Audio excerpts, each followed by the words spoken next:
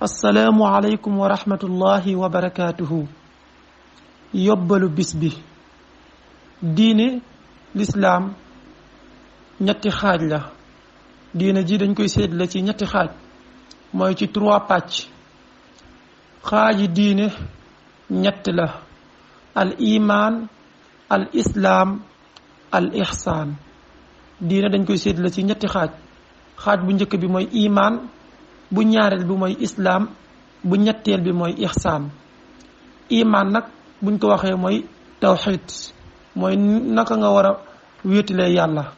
al islaam buñ ko waxee mooy fiq, naka nga war a pratiquer li la yàlla sant.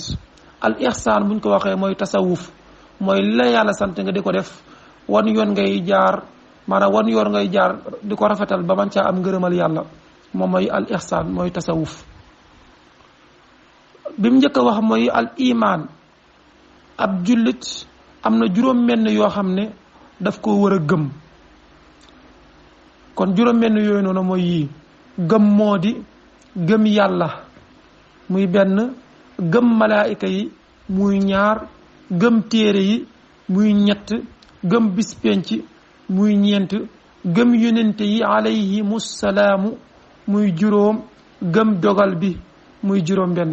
jullit bu nekk war naa gëm juróom-benn yii, mooy gëm yàlla, gëm malaayika yi, gëm téere yi, gëm bis penc, gëm yonente yi alayhimu salaam, gëm dogal bi. wassalaamu aleykum wa rahmatullah.